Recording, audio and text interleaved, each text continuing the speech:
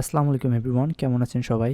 আজকের ভিডিওটা basically Shutterstock part 2 এর জন্য যে ভিডিওটা করেছিলাম, ফাইল রেডি মেটাডাটা আপলোড, ওই ভিডিওটারই একটা আপডেট ভার্সন বলতে পারেন। কারণ ওই ভিডিওতে আমি কিছু জিনিস মিস করছিলাম, সেটা আজকে ক্লিয়ার করব। আসলে এটাকে মিস বলা যায় না, মানে কিছু জিনিস আপডেট করা হয়েছে, সো বেশি না, দু একটা জিনিস, সো সেগুলো আজকে দেখানোর চেষ্টা করব। সো আসলে আগের ভিডিওটা আমি এই আর্টিকেলটা থেকে করেছিলাম, 6 tips to follow when submitting vector for the first time. এটা কিন্তু শাটারস্টকের অফিসিয়াল ব্লগেরই, মানে ওদেরই একটা পোস্ট, হ্যাঁ, কিন্তু এটা পোস্টটা করা হয়েছিল 2015 সালের।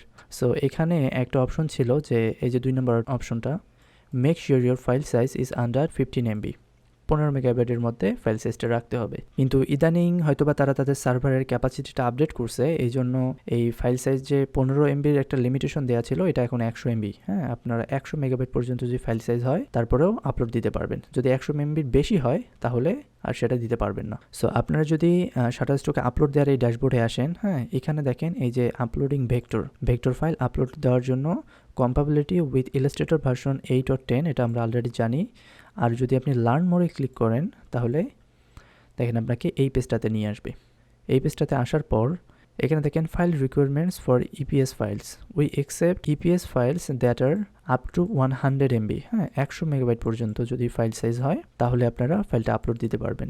No less than 4 MB or no greater than 25 MB।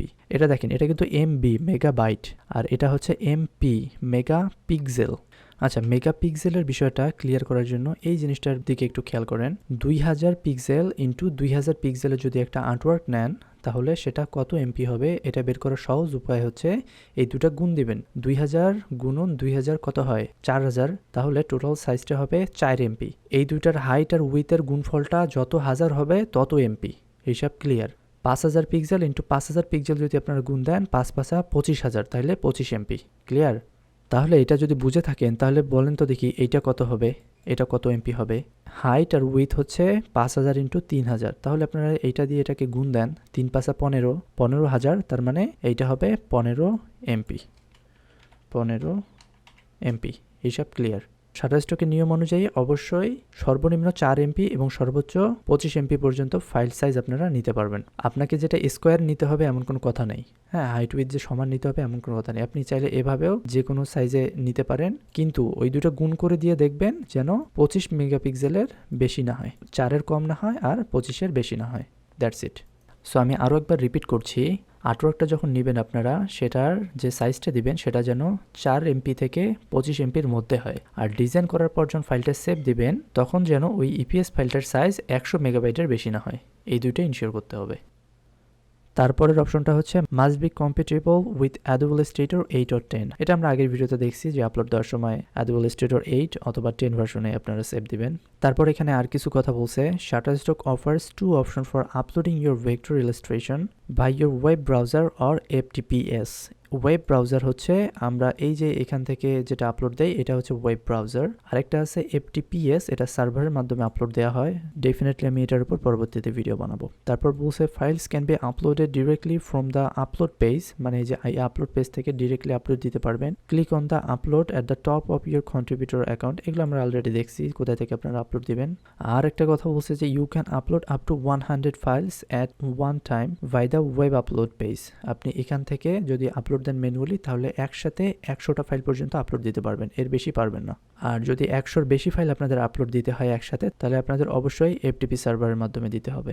তারপর এখানে আরও বলছে in order to submit A vector for review you will need to submit only EPS file. We will automatically generate a matching JPG image for you. যেটা আমি আগের ভিডিওতে বলছিলাম যে আপনারা শুধু EPS ফাইলটা সেখানে দিবেন, ওরা অটোমেটিকলি ওদের সার্ভারে সেটা থেকে একটা JPG প্রিভিউ ইমেজ আর কি এক্সপোর্ট করবে। You can also upload by FTPS. So আপনারা যদি FTP সম্পর্কে আরও জানতে চান এখানে ক্লিক করলে আরেকটা আর্টিকেলে নিয়ে যাবে। সমস্যা নেই, আমি FTPতে কিভাবে আপলোড দিতে হয় সেটা আমি দেখাই দিব।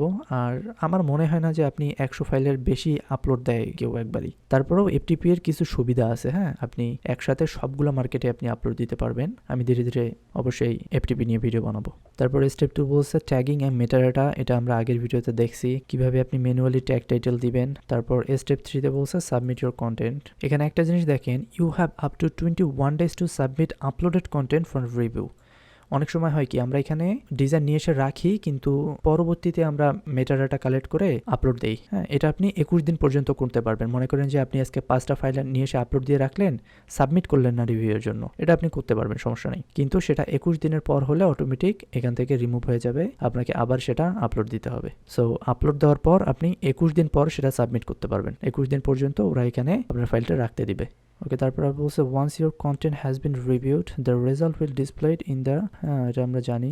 রিভিউ করার পর 21 দিন পর্যন্ত আপনার তার স্ট্যাটাস দেখতে পারবেন যে সেটা অ্যাকসেপ্ট হয়েছে নাকি রিজেক্ট হয়েছে। রিজেক্ট হইলে রিজেক্টের কারণ কি, 21 দিন পর আর সেটার হিস্ট্রিটা আপনি দেখতে পারবেন না। It will take up to 72 hours for nearly approve content to show your portfolio. So আপনার যে কন্টেন্টটা আজকে অ্যাপ্রুভ হইলো সেটা মোটামুটি 72 ঘন্টা পর এটা সার্চেবল হবে এবং আপনার পোর্টফোলিওতে শো করবে। মানে তারা যে আপনার পোর্টফোলিওতে ডিজাইনটা অ্যাড করলো, এটা মোটামুটি শাটারস্টকের সার্চ ইঞ্জিনের সাথে অ্যাডজাস্ট হইতে 72 আওয়ার্সের মতো সময় লাগবে, তারপরে সবাই ওটা সার্চে পাবে। সো ডিজাইন অ্যাপ্রুভ হওয়ার পর যদি আপনি সাথে সাথে ওটা আপনার পোর্টফোলিওতে না দেখেন তাহলে টেনশন করার কোনো কারণ নেই। ওরা বলেই দিছে এটা আপ টু 72 আওয়ার্স পর্যন্ত লাগতে পারে। সো এই ছিল বেসিক্যালি কিছু আপডেট বলা চলে। আগের ভিডিওতে তো আমরা আরো অনেক কিছু দেখছিলাম, সেগুলো তো সব ঠিক আছে, জাস্ট কয়েকটা জিনিস আর কি আপডেট হয়েছে, যার মধ্যে একটা হচ্ছে ফাইল সাইজটা। সো এই ছিল বেসিক্যালি আজকের ভিডিও। শাটারস্টকের সবগুলো ভিডিও শাটারস্টকের একটা প্লেলিস্ট বানানো আছে, সেখানে সিরিয়াল বাই সিরিয়াল আপনারা পেয়ে যাবেন। সো এর পরবর্তীতে যদি কোনো কিছু আপডেট আসে বা মনে করি আপনাদের জানানো দরকার, তাহলে আমি ভিডিও বানিয়ে ওই প্লেলিস্টে আপডেট করে দিব। ভালো থাকবেন সবাই, ইনশাল্লাহ পরবর্তী ভিডিওতে দেখা হবে।